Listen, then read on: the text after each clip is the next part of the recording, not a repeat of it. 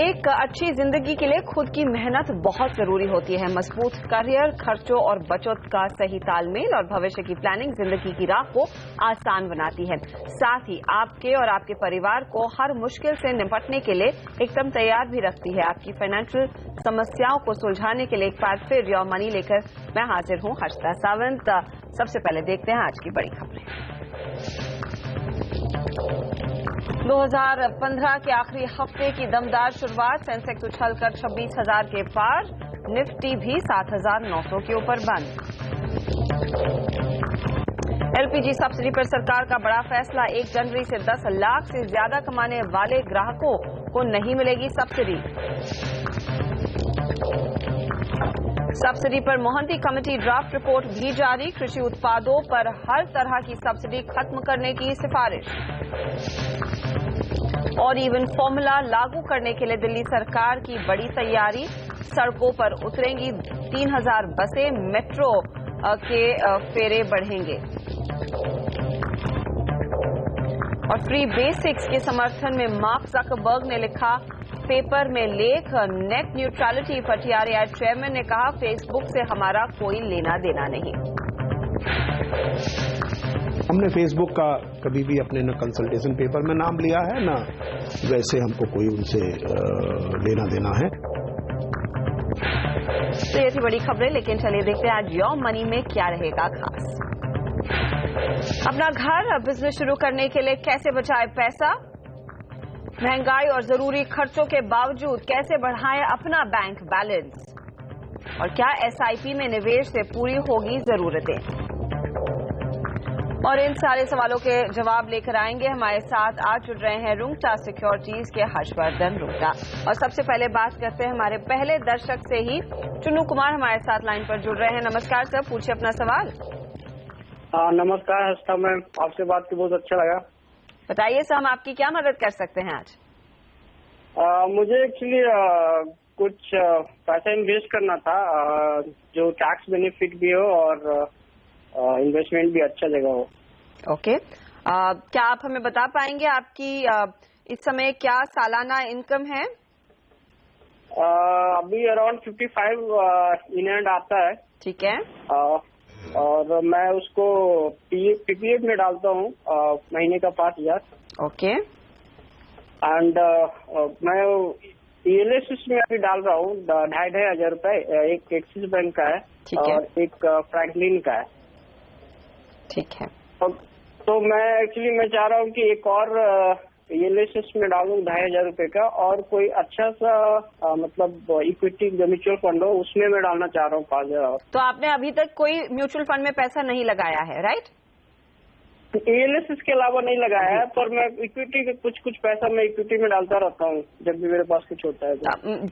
Equity में निवेश करते मतलब शेयर लेते हैं आप। हाँ। और कितना बड़ा है आपका पोर्टफोलियो फिलहाल। अभी कुछ 3 लाख के आसपास का है।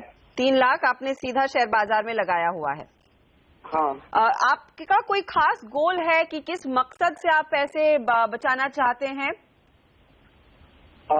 अभी तो कुछ ऐसा फिक्स गोल नहीं है, पर मुझे कुछ 15 साल के अंदर में मुझे कुछ अराउंड 1 करोड़ के आसपास रुपया।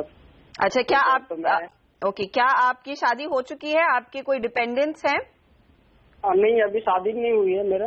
ओके, लेकिन माँ बाप का ख्याल आप ही रखते हैं। नहीं, अभी तो नहीं रखते हैं, पर अभी वो खुद जॉब में है, तो रिटायर होंगे उसके बाद रखना पड़ेगा। ठीक है। ओके, तो 28 साल के हैं ये। हमने सुन लिया है 55,000 रुपए प्रति महीना इनके हाथ लगता है। अब फोकस है कि म्यूचुअल फंड्स में भी क्या पैसा लगाया जाए। अब तक का जो इनका निवेश है उसको आप कैसे रेट करेंगे।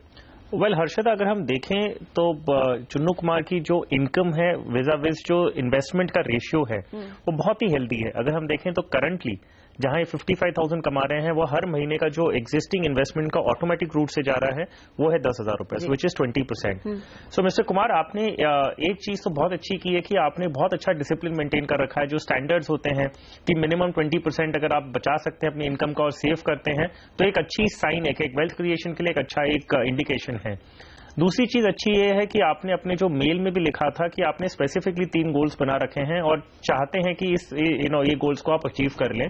जो रिटायरमेंट के लिए भी 1 करोड़ रुपया आपने माइंड में बना रखा है, 50 लाख रुपया आप बच्चों की पढ़ाई के लिए 15 साल बाद चाहते हैं मिले आपको। सो अगर हम देखें ओवरऑल आपने ना बहुत अच्छी तरह शुरुआत की है, इन्वेस्टमेंट्स भी करना शुरू किए हैं। पीपीएफ में आपका 5,000 जा रहा है और 5,000 इक्विटी ईएलएसएस स्कीम्स में जा रहा है। सिर्फ आगे बढ़ते हुए आपको 2 चीज मैं सलाह दूंगा। एक है कि आप ये रेशियो मेंटेन करें, जब आपकी इनकम बढ़े तब आप 20% उसका उसी प्रोपोर्शन में अपना इन्वेस्टमेंट भी बढ़ा दें। दूसरा एलिमेंट आपको ये देखना होगा कि आपने 15 या 20 साल बाद चाहा है कि 1 करोड़ रुपए आपके हाथ में है रिटायरमेंट के पर्पस के लिए। सो जहां तक आपका टारगेट है वो ठीक है, सिर्फ है कि जो अमाउंट है वो अमाउंट आपको इन्फ्लेशन को कंसिडर करना होगा। अगर हम 20 इयर्स के आगे की बात करते हैं तो 1 करोड़ रुपया रिटायरमेंट के लिए कम पड़ेगा आपके स्टैंडर्ड ऑफ लिविंग और आपके खर्चों को ध्यान में रखते हुए। अब बात करते हैं हम आपके जो इन्वेस्टमेंट्स आपने बात की थी कि आपको और बढ़ाना है। मेरा सुझाव ये रहेगा, जहां तक हम इनकम टैक्स की बेनिफिट की बात करते हैं, आप 1,20,000 आपका पीपीएफ और ईएलएसएस स्कीम मिला के हो रहा है, प्लस आपका कोई अगर डिडक्शन हो रहा है सैलरी में से पीएफ की तरफ, तो आपका 1,50,000 का जो लिमिट है वो पूरा हो जाता है। विच मीन्स कि अगर आपको अभी और कोई भी फ्रेश इन्वेस्टमेंट करने हैं तो आप एक नॉन ईएलएसएस स्कीम में भी कर सकते हैं। इसका फायदा ही होगा, ईएलएसएस स्कीम्स के 3 साल का लॉक इन होता है, ऑल्दो वो भी इक्विटी इन्वेस्टमेंट होते हैं, बट जब आपके पास ऑप्शन है कि आप एक ओपन एंडेड इक्विटी ले सकते हैं और आपको टैक्स बेनिफिट की जरूरत नहीं है, तो आप अपना स्कोप थोड़ा वाइडन कर सकते हैं। आपके पास फ्रैंकलिन का एक फोलियो ऑलरेडी है, तो मैं जो स्कीम आपको बता रहा हूं वो फ्रैंकलिन में ही आप जोड़ सकते हैं। और ये एक मल्टी कैप फंड है, सो कोई स्पेसिफिक सेक्टर या कोई कैपिटल मार्केट कैपिटलाइजेशन को फॉलो नहीं करता है, तो इसका परफॉर्मेंस भी अच्छा रहा है। अब Franklin India prima plus fund में निवेश कर सकते हैं, जो भी एडिशनल अमाउंट आपको अभी करना है। क्योंकि इन्होंने ये भी मेंशन किया अपनी ईमेल में, जो इन्होंने पहले इन्फॉर्मेशन शेयर की थी कि ये लगभग 15 सालों बाद एक बिजनेस भी खड़ा करना चाहते हैं। अब ये एक बहुत ही स्पेसिफिक है और ऑफ कोर्स इनसे पूछना होगा कि किस एरिया में है, it's little too early to tell, लेकिन ये एक बहुत बड़ा वेरिएबल रह सकता है। तो अगर कोई इस समय सोच रहा है कि हमें बिजनेस के लिए अलग से पैसा इकट्ठा करना है, बेस्ट ऑल्टरनेटिव क्या रहेगा फिर वहां पर? Well, 2 things again Harshta. एक चीज है कि इन्होंने 15 साल बाद का जो टारगेट रखा है वो हमें मालूम नहीं कि 15 साल बाद वो एक्चुअली जो वो काम अपने जो सर्विस है या एम्प्लॉयमेंट है वो होगा कि नहीं होगा। दूसरी बात है वो फंडिंग उस समय अवेलेबल होगी कि नहीं। तो शुरुआत इन्होंने सही की है कि एटलीस्ट इन्होंने एक टारगेट बना लिया है कि उन्हें एक 15 साल बाद इच्छा है कि नया काम शुरू करें। उसके लिए उन्हें कैपिटल, जो सीड कैपिटल खुद की तरफ से डालना होगा, वो 50 लाख होगा। सो क्योंकि 15 साल का टाइम होराइजन है और एक जो वेरिएबल है कि we do not, it's not like a school fees कि स्कूल की फीस होती है तो हमको भरना ही है। ये एक बिजनेस है जो 1 साल या 2 साल बाद भी कर सकते हैं और 1 या 2 साल पहले भी कर सकते हैं। तो हमारे पास टाइम होराइजन जो है वो 10 के प्लस है, 10 इयर्स एंड प्लस है। तो ये इक्विटी में अगर निवेश करते हैं तो मार्केट का साइकिल अगर कोई कारण से खराब भी है ना particular year, he can wait. दूसरा एलिमेंट है जो इनकी एज के हिसाब से हम अगर बात कर रहे हैं, वाई ओनली इक्विटी। अगर करंट एलोकेशन हम देखें, एसेट एलोकेशन देखें तो 50% इक्विटी है, 50 डेट है जी। लेकिन इनकी उम्र के हिसाब से इन्हें इक्विटी का प्रोपोर्शन 80% होना चाहिए और डेट का 20% आना चाहिए। सो इसका जो बैलेंसिंग है वो आज करने की जरूरत नहीं है। ये नहीं है कि उन्हें पीपीएफ कम कर देना चाहिए, लेकिन आगे जाते हुए उनका सारा इन्वेस्टमेंट अगर वो इक्विटी में करते हैं तो ऑटोमेटिकली प्रोपोर्शन 80-20 पे आ जाएगा। और जब वो 80-20 आ जाए तब वो डेट एलोकेशन भी बढ़ाना शुरू कर सकते हैं। सो इनके लिए यही सिंपल है कि currently allocation, fresh allocation equity की तरफ करें ताकि ये बैलेंस भी 80-20 की तरफ, 80% इक्विटी होना चाहिए और 20% डेट। और हर्ष, नॉर्मली लोग कहते हैं कि अगर आपने रिटायरमेंट प्लान करना है तो 35 के बाद उस ज्यादा सोचना शुरू करें। अब 28 इयर्स के हैं ये, क्या आपको लग रहा है वाकई में इस समय अग्रेसिवली पैसा अलग से इकट्ठा करना शुरू करें, या फिर जैसे एक मिसनॉमर है या फिर सब लोग कहते हैं कि 35 ऑनवर्ड्स आप सोचें और फिर पैसा इकट्ठा करना शुरू करें? वेल, अगर हम बात करते हैं रिटायरमेंट प्लानिंग या कोई भी लॉन्ग टर्म गोल्स की, तो earlier you do it the better. तो इनफैक्ट उस कॉन्टेक्स्ट में अगर हम पावर ऑफ कंपाउंडिंग की बात करें, अगर हम उस कॉन्टेक्स्ट में बात करें तो शायद ये 5 साल लेट हैं। इन्हें 23 में जब यह फर्स्ट जॉब मिला था, इनफैक्ट उस समय ही इन्हें शुरू कर देना चाहिए था। क्योंकि अगर हम सिंपल मैथमेटिक्स लेते हैं, एक एग्जांपल हम काफी बार शेयर कर चुके हैं, वो ये कि अगर एक इंसान 1,000 रुपया हर महीने का 30 साल के लिए निवेश करता है और 14% पे 14% उसे रिटर्न मिलता है जी। तो वो 1,000 रुपए 54 लाख रुपए बन जाते हैं। और यही चीज अगर वो 5 साल डिले करते हैं, विच मीन्स कि हम बात कर रहे हैं अभी 28 की जगह वो 33 पे स्टार्ट करते हैं, तो उस समय ये जो 54 लाख होता, ये अभी उनके पास रिटायरमेंट के लिए 25 साल बचते, वो हो जाता 26.5 लाख। सो आपका कॉर्पस इनफैक्ट हाफ हो जाता है। सो आई वुड से कि ये अच्छा है कि इन्होंने 28 पे शुरू किया। अगर ये जो नॉर्म है जो आप बोलेंगे 35 में शुरू करना चाहिए, I think it's a big mistake. In fact जितना जल्दी हो आपको। इट इज एक्चुअली अ मिसनॉमर। या एब्सोल्युटली। चुनू, कोई और सवाल आप पूछना चाहते हैं हर्ष से?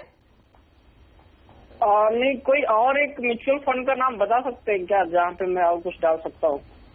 Okay, top performing mutual funds में आपको क्या लग रहा है, कहां पर पैसा एलोकेट इनको करना चाहिए? वेल, अगर हम बात करें इनके लिए मैंने एक स्कीम ऑलरेडी रेकमेंड की है। चुन्नू जी, आपके लिए मैंने रेकमेंड किया है Franklin India prima plus fund, जिसमें आप निवेश कर सकते हैं। इसके अलावा आपको और एक और अगर स्कीम चाहिए तो आप बिरला सन लाइफ फ्रंटलाइन इक्विटी फंड में कर सकते हैं।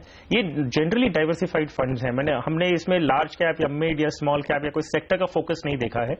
आप एक डाइवर्सिफाइड इक्विटी फंड में निवेश करके शुरू करिए, और जैसे जैसे आप बढ़ते जाए तब आपको चाहिए तो आप सेक्टर फंड्स या मिड कैप स्पेसिफिक या स्मॉल कैप स्पेसिफिक स्कीम्स होती हैं वो आगे जाके जोड़िएगा। एट दिस जंक्शन आप उसे एक डाइवर्सिफाइड और मल्टी कैप फंड्स में कंसंट्रेट करिए। चलिए, तो ये है फिलहाल आपके सवालों के जवाब। डाइवर्सिफाइड फंड में पैसा लगाइए, और जैसे हर्ष कह भी रहे थे, इस समय आपका 80% फोकस होना चाहिए कि आप इक्विटी इंस्ट्रूमेंट्स में पैसा लगाएं, और बाकी 20% होना चाहिए डेट में एलोकेटेड, क्योंकि आपके हाथ में उम्र है तो आप फोकस रिस्क ज्यादा ले सकते हैं, और उस लिहाज से फिर आपको रिवॉर्ड भी काफी बेहतर मिलेगा। याद रखिए, इक्विटी में अच्छे रिटर्न्स की यहाँ पर ज्यादातर लोग उम्मीद जरूर करते हैं। हम इसी के साथ लेंगे एक छोटा सा ब्रेक, लेकिन योर मनी जल्द ही लौटेगा और लेंगे एक और सवाल। आप बने रहिए हिंदी से आवाज के साथ।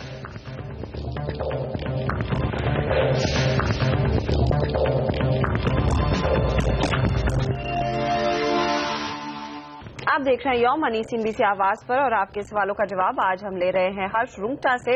आमिर का सवाल ले लेते हैं, और ये हमारा शो काफी समय से देख रहे हैं। इन्होंने एक ईमेल भेजा है हमें। हर्ष 35 साल की उम्र है, चेन्नई के रहने वाले हैं, शादीशुदा है, एक बच्चा है। अब एसआईपी के जरिए म्यूचुअल फंड में निवेश करना शुरू करना चाहते हैं, और इनके जो गोल्स इन्होंने हमारे साथ शेयर किए हैं वो बता दें। 20 साल में लगभग एक घर खरीदना चाहते हैं, और साथ ही 15 साल ये दे रहे हैं चिल्ड्रन एजुकेशन के लिए फंड तैयार करने के लिए, और रिटायरमेंट की भी तैयारी है जो 20 साल के बाद तैयार कर रहे हैं। लेकिन 1 करोड़ का कॉपस है, आई एम नॉट श्योर ये 1 करोड़ का कॉपस इन तमाम गोल्स के लिए काफी है या नहीं, लेकिन जानना चाहते हैं कि अगर इस समय ये शुरुआत कर रहे हैं एसआईपी म्यूचुअल फंड्स में, एक एसआईपी से क्या बेस्ट तरीका होगा, और कम से कम कितना पैसा इन्होंने डालना चाहिए? वेल, हर्षदा, आपने सही बताया कि इन्होंने 3 माइलस्टोन्स बना रखे हैं। घर खरीदना है, चिल्ड्रंस एजुकेशन एंड रिटायरमेंट, और मेल में इन्होंने लिखा है कि 1 करोड़ है। तो ऑब्वियसली आई डोंट थिंक ये 1 करोड़ इनके तीनों ऑब्जेक्टिव्स मीट कर सकते हैं। सो हम क्या कर सकते हैं कि इनके लिए जो पोर्टफोलियो बनाते हैं, हम 1 करोड़ की जगह हम 1.5 करोड़ एस्टिमेट करते हैं, और उस बेसिस पे हम इवेल्युएट करके इन्हें एक पोर्टफोलियो बना के देते हैं। तो अगर इन्हें बीच में निकालने की जरूरत पड़ती है तो ये इस बेसिस पे अपना मॉडिफिकेशंस कर सकते हैं। क्योंकि हमने टारगेट बढ़ा दिया है, तो हम एक और सारे गोल्स हम देखें तो लॉन्ग टर्म है, और इन्होंने अपने मेल में ये भी लिखा था कि कोई भी इन्वेस्टमेंट ऑप्शन लेते हैं इन्हें 15% तक का रिटर्न एक्सपेक्ट कर रहे हैं। सो वेल, अगर 15% का रिटर्न एक्सपेक्ट करते हैं तो दी ओनली एसेट जिसमें 15% का रिटर्न मिल सकता है वो है इक्विटीज। इसमें हम देखें टाइम भी इनके पास है, तो ये शायद मार्केट का थोड़ा वॉलेटिलिटी एब्जॉर्ब भी कर सकें। सो अगर ये 10,000 रुपया निवेश करते हैं हर महीने का, सो इनका टारगेट 1.5 करोड़ का over a period of time ये बन जाएगा। ओके, हमारे साथ शायद आमिर लाइन पर जुड़ गए हैं। आमिर, क्या आपको मेरी आवाज सुनाई दे रही है? हाँ मैडम, सुनाई दे रही है मैडम। मुझे आप ये बताइए, आपके गोल्स तो हमें समझ में आ गए हैं, लेकिन आपने कहा है कि आप घर खरीदना चाहते हैं, बच्चों की पढ़ाई के लिए पैसा इकट्ठा कर रहे हैं, और रिटायरमेंट भी प्लान कर रहे हैं। सब के लिए क्या 1 करोड़ के बारे में सोच रहे हैं, या फिर 1-1 करोड़ तीनों के लिए है? नहीं, तीनों के लिए 1 करोड़ है। टोटल 1 करोड़ है, राइट? हाँ, टोटल 1 करोड़ है, बट मैं शुरू करना चाहता हूँ। ओके। मैं आपके माध्यम से म्यूचुअल फंड में जो भी कुछ मुझे नॉलेज है वो आपका टीवी चैनल देखने के बाद ही मुझे मिला है। ठीक है। तो मैं शुरू करना चाहता हूँ। मेरे जो गोल है, शॉर्ट टर्म गोल है, अगर मैं शुरू नहीं करूंगा तो मैं उसका अचीव नहीं कर पाऊंगा। राइट। क्या आपने इस समय कितना निवेश किन इंस्ट्रूमेंट्स में किया हुआ है, यह हमें बता पाएंगे? अभी तक तो मैंने सिर्फ आईसीआईसीआई डायरेक्ट म्यूचुअल फंड, जो लिक्विड म्यूचुअल फंड है, उसमें 5,000 का निवेश कर रहा हूँ, और एफडी है। ठीक है। 60,000 की 2 एफडी है। ओके। फिर अपना वीपीएफ है, उसमें 3,000 का एक्स्ट्रा वीपीएफ लगा के रखा है। ठीक है। बस अब म्यूचुअल फंड में मैं शुरू करना चाहता हूँ, बट मुझे कौन सा फंड ये करूँ एंड कितना फंड में मैं कितना इन्वेस्टमेंट करूं, उसमें मैं अटक गया हूं। अगर उसमें मुझे आप मेरी हेल्प कर सकते हो तो बहुत धन्यवाद होगा। हर्ष, अब आपकी क्या सलाह होगी, क्योंकि आपने जो कैलकुलेशन किया, आपने कहा 10,000 रुपए कम से कम इनको म्यूचुअल फंड्स इक्विटी में एलोकेट करने चाहिए। वेल यस, 10,000 से अगर आप आमिर जी शुरू करेंगे तो I think it's a good start, considering कि आपके पास एक आपकी 2 फिक्स डिपॉजिट्स हैं, आप पीपीएफ में ऑलरेडी निवेश कर रहे हैं, वीपीएफ में भी आपने बढ़ा रखा है। सो मेरा सुझाव यह है कि आप 4 स्कीम्स लें और उसमें 2,500 रुपया हर स्कीम में निवेश करें और ग्रोथ ऑप्शन चूज करें, और जो पोर्टफोलियो है उसे आप एक प्रिडोमिनेंटली लार्ज कैप का रखिए, लार्ज एंड मल्टी कैप। इसमें आप बहुत ज्यादा एलोकेशन हम मिड कैप का नहीं करेंगे, लेकिन उसमें मिड कैप भी पोर्टफोलियो में रहेगा। सो आपके लिए 4 स्कीम्स बता दूं जिसमें आप निवेश कर सकते हैं। ICICI focused blue chip fund, इसमें आप 2,500 करेंगे। Franklin India prima plus fund, इसमें 2,500। आईडीएफसी प्रीमियर इक्विटी फंड 2,500 और एचडीएफसी इक्विटी फंड, इसमें 2,500। ये सारे फंड्स आप ग्रोथ ऑप्शन चूज करें और 2 साल बाद एक बार रिव्यू कर लीजिएगा कि कोई भी स्कीम अगर परफॉर्म नहीं कर रही है तो शायद आपको उसमें चेंजेस लाने होंगे। कोई और सवाल जो आप पूछना चाहते हैं आमिर? नहीं, अभी के लिए ठीक है।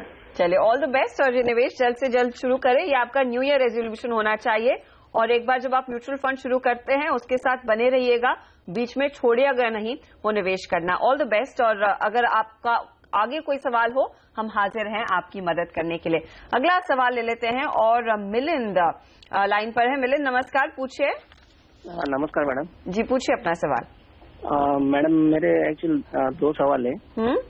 पहला सवाल है कि डायरेक्ट मतलब कोई भी सिप में डायरेक्ट लगाना पैसा, चाहे फिर रेगुलर में लगाना, तो उसमें डिफरेंस क्या होता है? मतलब डायरेक्ट में एजेंट को कितना कमीशन ज्यादा जा सकता है? और दूसरा सवाल था, ये इंश्योरेंस की आप बात कर रहे हैं, राइट? नहीं मैडम, म्यूचुअल फंड की। म्यूचुअल फंड की, ठीक है, ओके। हाँ, और दूसरा सवाल था कि 1 करोड़ का टर्म प्लान LIC का थोड़ा महंगा आता है, और अभी जो आईसीआईसीआई ने जो नया लॉन्च किया हुआ है 8-10 दिन पहले, आई प्रोटेक्ट स्मार्ट शायद, तो वो प्लान कैसा रहेगा, मतलब 50 लाख के लिए? ओके, हर्ष क्या सलाह होगी आपकी इनके लिए? वेल मिलिंद, पहला सवाल जो आपका था कि डायरेक्ट प्लान्स और रेगुलर प्लान्स जो म्यूचुअल फंड्स की तरफ से ऑफर किए जाते हैं उनमें फर्क क्या है? वेल, डायरेक्ट प्लान्स वो हैं जिसमें एज एन इन्वेस्टर आप खुद जाके निवेश करते हैं, तो आप किसी भी इंटरमीडियरी की एडवाइस या सर्विस नहीं ले रहे हैं। सो सेबी ने मैंडेट किया है सारे म्यूचुअल फंड हाउसेस को कि ऐसे कोई अगर इन्वेस्टर्स हैं तो उन्हें जो फंड मैनेजमेंट चार्ज लगता है वो क्यों ज्यादा लगना चाहिए, क्योंकि कोई भी डिस्ट्रीब्यूशन कॉस्ट भी फंड हाउस को नहीं होता है। सो जो फंड मैनेजमेंट चार्ज है वो डायरेक्ट प्लान्स में कम होता है as compare to regular plans. और रेगुलर प्लान्स में ये होता है कि उसमें जो भी फंड मैनेजमेंट चार्ज होता है उनका एक पोर्शन, ये जो एक्सपेंसेस होते हैं एएमसी के, वो डिस्ट्रीब्यूटर कमीशंस हैं या जो भी उनके खर्चे हैं वो फंड मैनेजमेंट चार्ज में से निकलते हैं। सो रेगुलर प्लान में मान लीजिए अगर कोई कारण से 2% अगर फंड मैनेजमेंट चार्ज है, तो आप ये देखेंगे कि डायरेक्ट प्लान्स में ये चीज करीबन 50 to 60 बेसिस पॉइंट्स कम होता है। तो आपके लिए डायरेक्ट प्लान्स में ये हो सकता है कि 1.5% के आसपास हो। सो जो भी आपकी सेविंग्स होती है फंड मैनेजमेंट कॉस्ट में, उतना आप समझ लीजिए आपके रिटर्न्स में उतना आपको ज्यादा मिल सकता है। सो यही फर्क है प्राइमा फेसी डायरेक्ट प्लान्स और रेगुलर प्लान्स में, बाकी और कोई डिफरेंस नहीं रहता। जो आपका दूसरा सवाल था कि अगर 1 करोड़ का आपको टर्म प्लान लेना है वो LIC के जरिए लेंगे तो नेचुरली आपने जैसे खुद देखा है कि LIC का प्रीमियम ज्यादा होता है। LIC, मुझे आई एम नॉट श्योर कि आपने ऑफलाइन से कंपेयर किया है कि ऑनलाइन। LIC भी ऑनलाइन टर्म प्लान देता है, जो आप वो भी देखा जाए तो आईसीआईसीआई का जो आई प्रोटेक्ट स्मार्ट आपने प्रोडक्ट कंपेयर किया है तो LIC के प्रीमियम ज्यादा है as compare to the private players. मेरे सुझाव में आई प्रोटेक्ट स्मार्ट जो पॉलिसी है वो अच्छी है और आपको टेंशन लेने की जरूरत नहीं है कि LIC से नहीं ले रहे हैं या कोई प्राइवेट प्लेयर से ले रहे हैं। आप अपनी सारी इंफॉर्मेशन जो है वो ऑनेस्टली डिस्क्लोज करिएगा और फिर पॉलिसी लीजिए। क्लेम सेटलमेंट रेशियो आईसीआईसीआई की बहुत अच्छा है, तो आपको उसकी फिक्र नहीं होनी चाहिए कि आपके बाद आपके परिवार को पैसे मिलेंगे कि नहीं। ओके, तो ये फिलहाल मिलिंद, उम्मीद है आपके सवालों के जवाब आपके हाथ लग गए हों। वक्त हो रहा है इसी के साथ एक छोटे से ब्रेक का, लौटेंगे हैदराबाद का रुख करेंगे और नीलेश हमारे साथ जुड़ेंगे अपने फाइनेंशियल गोल सेट करने के लिए। आप बने रहिए CNBC आवाज पर। आप देख रहे हैं यो मनी और आज हमारे साथ मौजूद है हर्ष रुंगटा जो आपके सवालों के जवाब दे रहे हैं। हमारे अगला सवाल ले लेते हैं और हैदराबाद के दर्शक नीलेश ने हमें सवाल भेजा है।